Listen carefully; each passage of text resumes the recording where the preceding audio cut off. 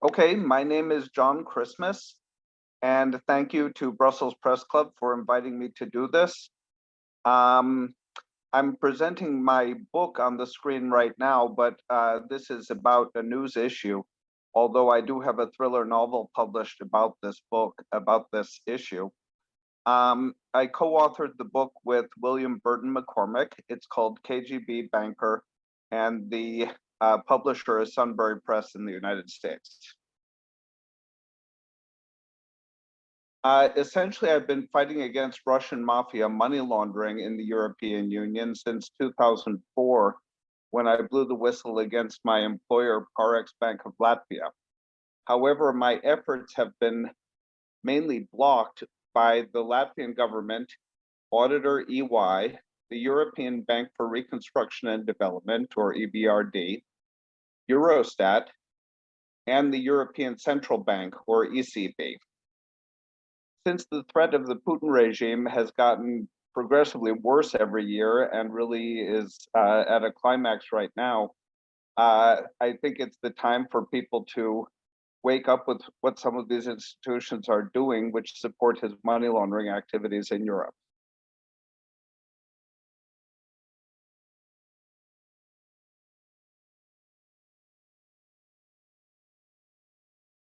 This is my former employer, Parex Bank of Latvia.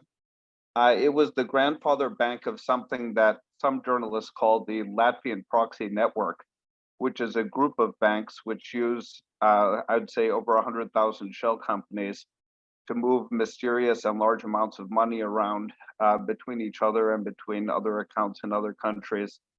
The rumor in Latvia is that this was started off by former KGB agents.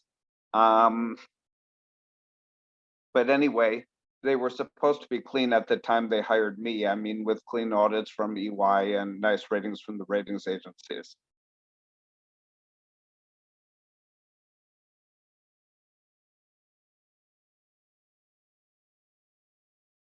I started giving evidence to different institutions in 2004 that the bank was a pyramid fraud with fraudulent lending, first to the auditor and then to the ratings agencies, then to the Latvian government, and then to other governments. And still nobody has done anything. I mean, a lot of money has been spent on cover up, but there's been no effort toward exposing or punishing what went on there. This document, which came out after my whistleblowing, alerted me to the scale of the problem. This is from the Spanish court in the Dombrovskis mafia trial. People who read about the history of the Putin regime hear a lot of theories that this mafia was the original base of his power before he then went on to take over Moscow as well. It turned out in this Dombrovskis mafia trial that the two main people who were identified by Spain as being the main money launderers for this mafia were both using platform accounts at Parex for their money laundering. Thus, we have a connection straight up to Putin from this bank.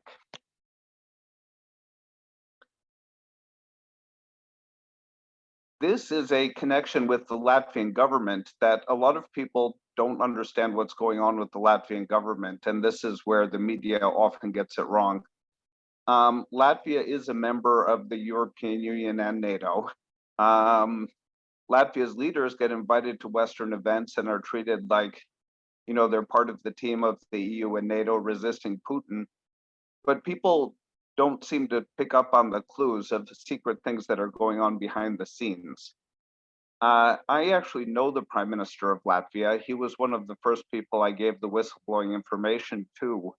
This is an email I received back from him after I was chased out of the country with threats for giving him the information. He knows what's going on. He won't talk about it, but it's evidence that he knows what's going on. This is the detail of transfers from a Putin associate named Vladimir Silkin to the wife of Krisjanis, Karins. Now, I also know because she's a doctor in Riga, and that actually was my doctor.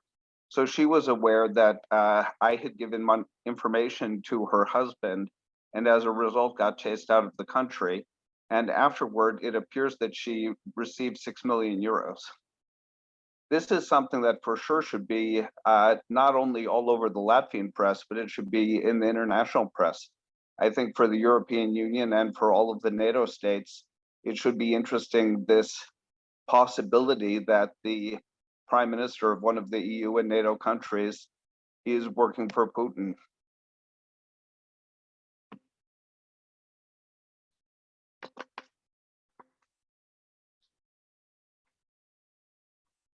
This is the transaction which covered up my whistleblowing, thus putting me into exile, possibly for the rest of my life. So my whistleblowing was about the embezzlement of the assets from Parex Bank.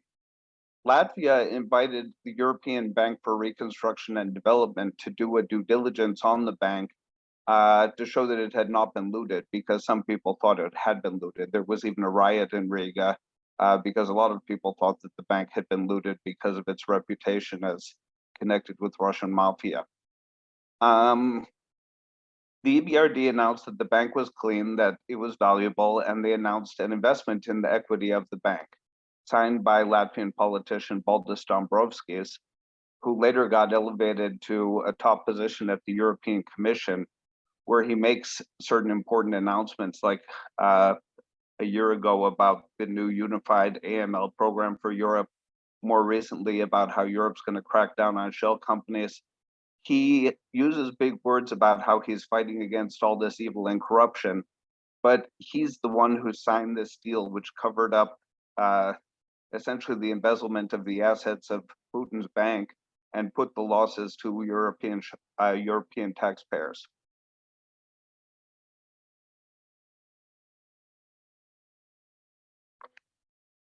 This is a letter that came from a series of actions I undertook in 2014. After having very little luck with journalists or with government people in any country for years, I found a journalist in the Netherlands who pushed the story to a politician in the Netherlands who asked the Dutch parliament to confirm if it was true that the privatization of Parex was fake, specifically that it was secretly reversible. This letter from Eurostat confirms that it was fake, it was secretly reversible. In the letter, which I can provide copies of these documents, which are small to see on the screen to any interested journalists who would like them later. In this letter, it's written that Latvia asked Eurostat to keep the transaction confidential. Now, since this transaction covered up about half of Latvia's national debt at the time it was trying to get into the Eurozone, this means that Eurostat found it acceptable that the country covered up half of its national debt in order to get into the Eurozone, and did that for the specific purpose of covering up what happened at a bank linked to the Putin regime. This is something that should be in the media and should be looked at by everybody, including also that Eurostat even instituted a new loophole. They created a loophole where if a EU member state uses the word put option for a debt, then they don't have to record that debt as one of their liabilities when they calculate their national debt. It's absurd in this case because it's not even really optional whether the EBRD would use the put option or not. The put option that reversed the original investment was the only valuable thing in that investment. I mean, the bank had no value, so they had to exercise the put option, and this was already known from day one.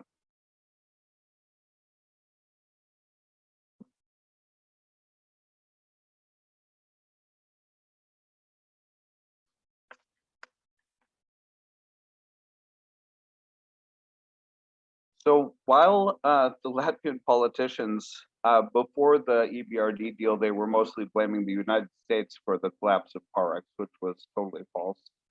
After the EBRD bailout, they started blaming Sweden, which was also totally false.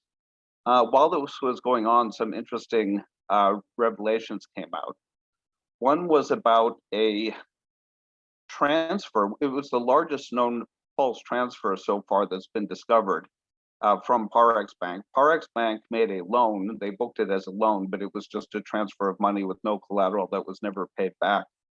to a certain Russian individual named Eduard Khudainatov. That guy's name is going to come up again. Here we have a picture of one of the spin-off banks, or one of the banks that received some of the people and business from Parex, Ūkio Bank in Lithuania. This bank was caught making large transfers from an oligarch named Kerimov, Suleiman Kerimov, to a person named Sergei Roldugin, who was a cellist from Russia. It turned out that this cellist from Russia was a longtime friend of Putin, and a lot of people speculate that why Kerimov and other oligarchs were paying large amounts of money into his account at Ūkio Bank is because he was fronting for Putin.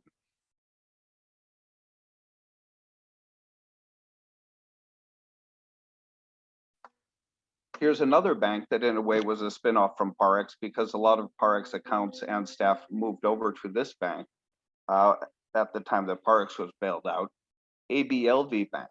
So ABLV Bank was sanctioned by the US Treasury.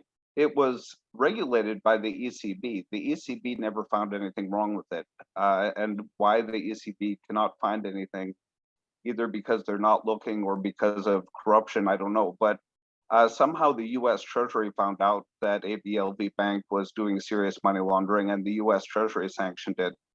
But among the things that it was doing is it helped a particular oligarch from Moldova named Shor to loot out the banking system in that country. And they also worked together with an oligarch named Kurchenko, who helped President Yanukovych loot out government funds from Ukraine.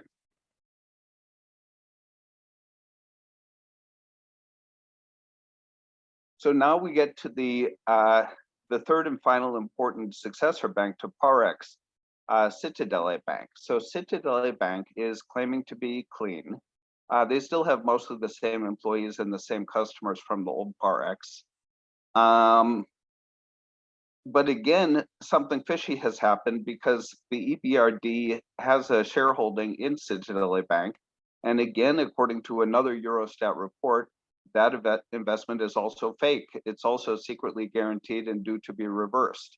And this becomes all the more scary when considering that ABLV Bank, which is liquidating now after being sanctioned, is liquidating by selling its loan portfolio to Citadele Bank, which implies that there could be fake assets in that loan portfolio, which have been covered up for years, even could have been from the old Parex Bank. And for right now, one difference between the EBRD being a real shareholder where their money is actually on the line versus being a fake shareholder where they have a secret reversal agreement in place is that it doesn't matter to them if the assets of Citadele are falsified, for example, because it's buying fake assets from ABLV Bank. So we don't know yet what the financial damage will be, but this just is an example of why it's important for a bank to have real shareholders, not fronts who you temporarily pay to say that they're shareholders.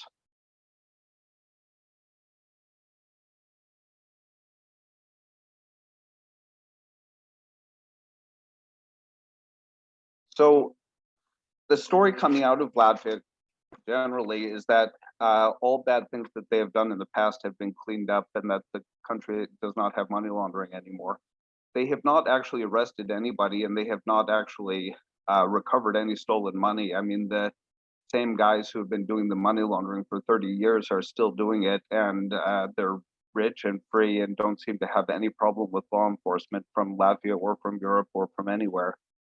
But this shows how this system, which I became whistleblower against, not knowing the scale of it, connects up to the highest levels of the corruption of the Putin regime. These are two yachts that were recently arrested. The one on the left is Suleiman Kerimov's yacht that was arrested in Fiji, and the one on the right is Vladimir Putin's yacht that was arrested in Italy. Now, both of them are claiming not to own these yachts because the name of the individual on the yachts is Eduard Khudainatov, who was the same guy from my earlier slide, who was the largest recipient of a false loan from Parex.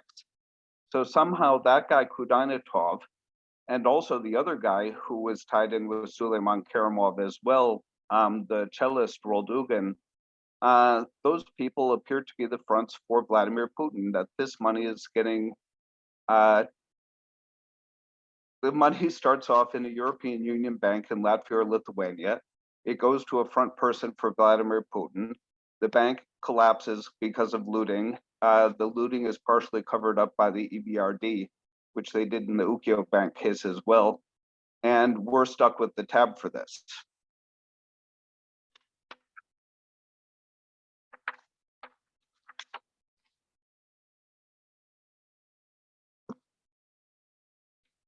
So that's my written presentation for today, and there are more details, and I'm happy to take questions. Overall, the core frauds here, the fake reversible investment by the EBRD into Parex, and the fake reversible investment by the EBRD into Citadele, and the likely, I mean, I have evidence, but the third one's not 100% for sure, the EBRD investment into Ukio Bank, all appear to be fraudulent and all appear to connect directly to the Putin regime. So now I'm wondering why this is continuing, why Eurostat is going along with this, why the European Central Bank is going along with this, and why Ernst & Young is going into this, going along with this. And this is something that really should be in the media. This should be exposed. Countries should not be able to keep their national debts confidential. Especially, they shouldn't be able to keep their national debts confidential when they're giving money to the Putin regime. And now is the time to act on it. So with my book, what I've done is I've made this into a fun story, a thriller novel that people find enjoyable. I get good reviews so far on this, where we've fictionalized the characters and fictionalized some of the scenes, but we've gone to the real places. We're in Latvia, we're in Ukraine. My co-author, Bill McCormick, was living in Ukraine for years. I think we've really captured the essence of the oligarchs, the media, the good guys and the bad guys, and the locations, and came out with an important book, which not only is enjoyable, but which also has this core fraud into it, where the development bank covers up the looting of a Russian mafia bank by getting secretly paid to pretend to invest into it. So this is something I highly recommend. And now I'm open for questions.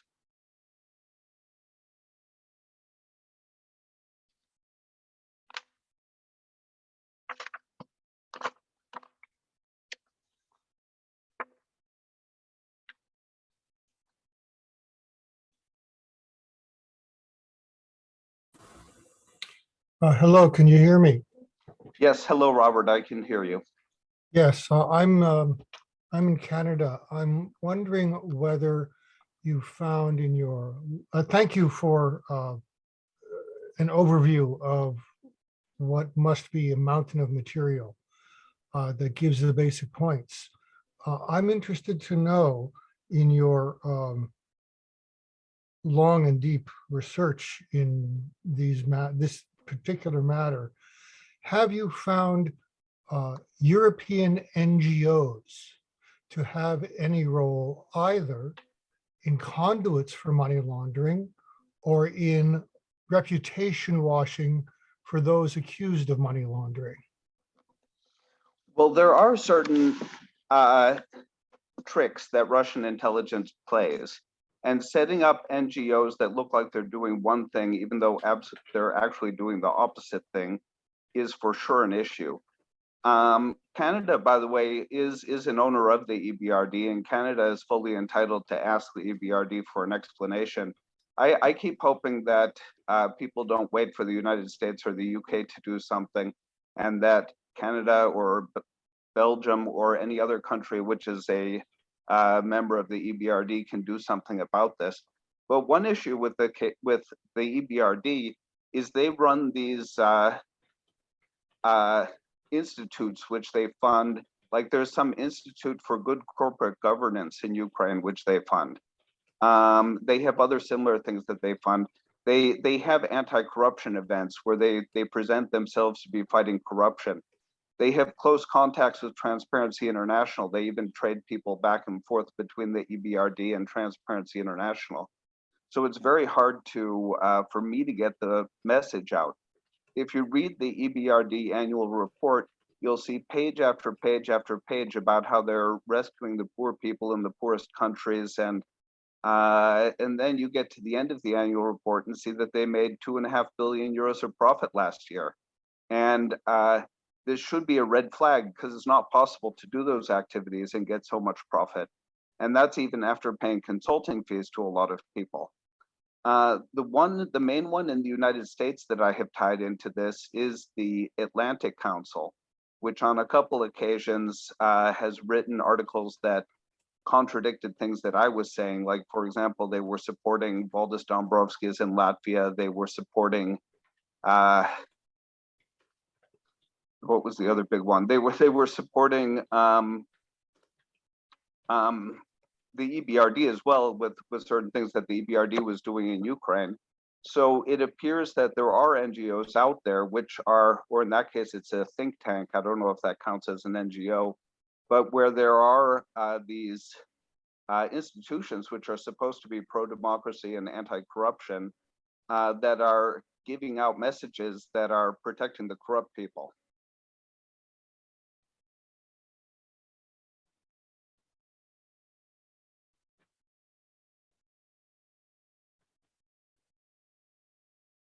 Hello, John. Nice to see you again. Hello, Dante. It's Mauro. Right, Mauro. Okay, it says Dante. Yeah, sorry. Just a question.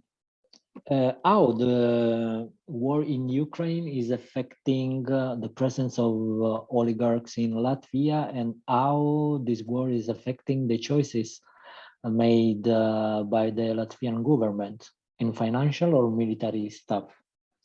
Well, first I want to say congratulations to you. Mauro Caterina is the, I believe, the first journalist who, figured out about this fraud and got some articles published in Italy about this fraud.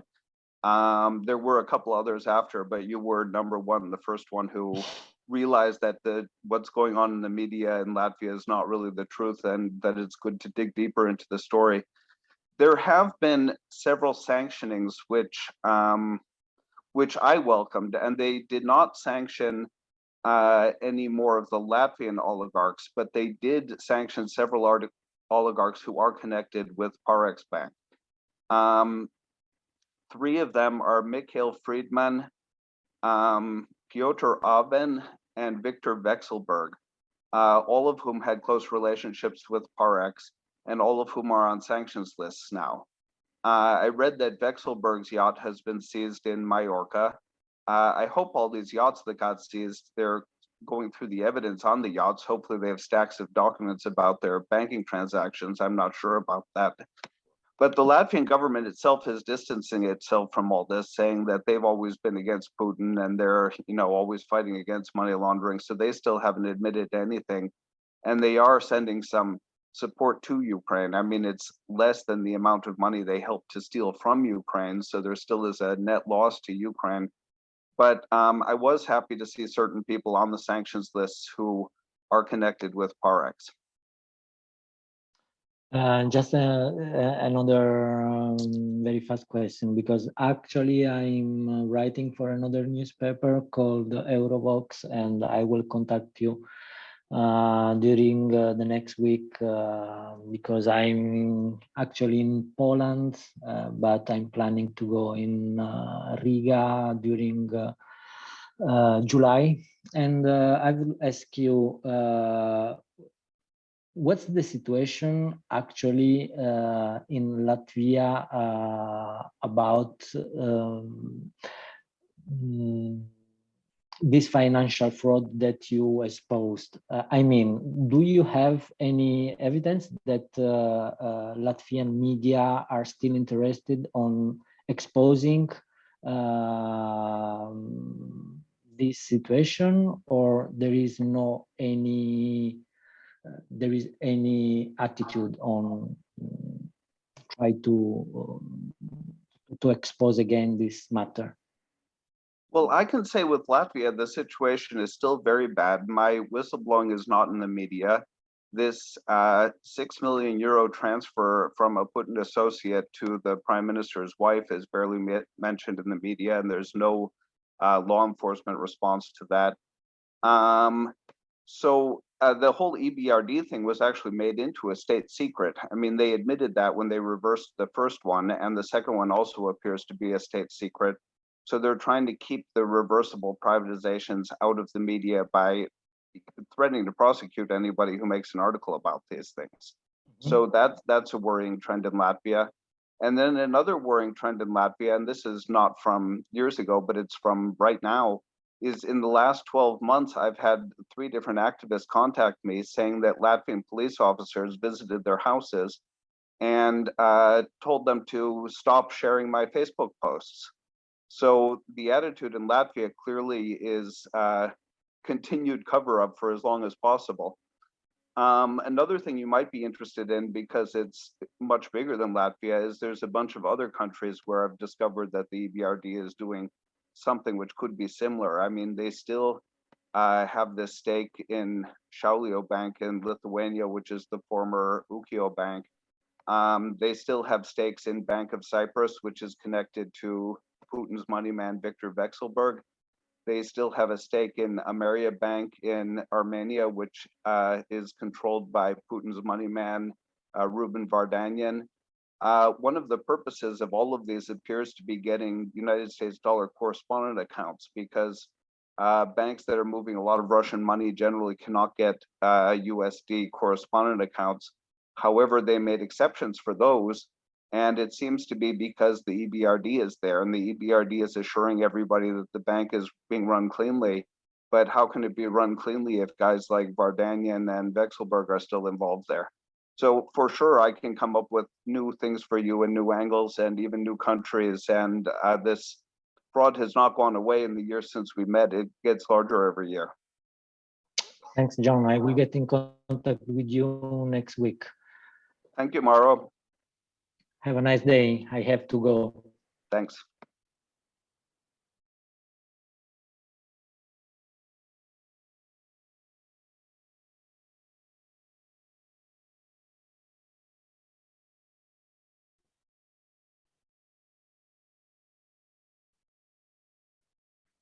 There's one, if there's not another question, I have one more final detail that I could add into this, which I think is important when looking at all of it. And the main purpose for making this comment is that a lot of people, it doesn't right away hit them how a secretly reversible deal is necessarily a fraud and how it can be connected to all these bad things. Secretly reversible deals are frauds, and the biggest case that occurred roughly along the same timeline as Parex was the disappearance of an amount of assets from Monte dei Paschi di Siena, which is the oldest bank in Italy, or the oldest bank in the world or something. And it's a very large bank in Italy. And they lost a lot of money around the same time that Parex lost a lot of money, although they lost it by accident, I understand, whereas Parex was giving it away. Monte Paschi also decided to cover up the loss rather than to admit to the loss. And they did a transaction with Deutsche Bank, where in the first period, Deutsche Bank gave money to them, but then in later periods, they had to give back a larger amount of money to Deutsche Bank. So it's similar to what the EBRD and Parex did. And it's fraud because they only report the good news and not the bad news. They report, hey, we sold something, we got all this money, but they don't report that they need to kick back a larger amount to the buyer at a later time. That fraud was written up by some news agencies as being the largest of the European financial crisis. 13 people are in prison right now for that one. So it's a mystery how at 2 places the same thing can happen. The EBRD Latvia Parex thing was essentially the same as the Deutsche Bank Monte Paschi thing.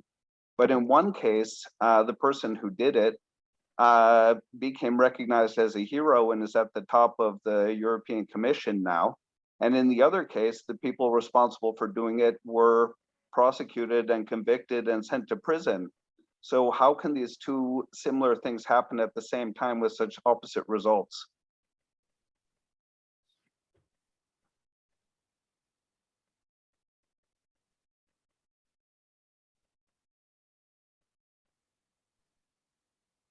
If there's nothing more, I'll say thank you for your attention. I hope that a lot of people will see this. I hope some journalists will follow up with articles. And if you want to ask for questions from me on any details about this, or maybe angles, how it connects to your country of interest, because it does connect to a lot of countries, please feel free to contact me, john_christmas@hotmail.com. And also several ways to contact me are on the slide, which I'm showing right now. So thank you, and thank you to Brussels Press Club.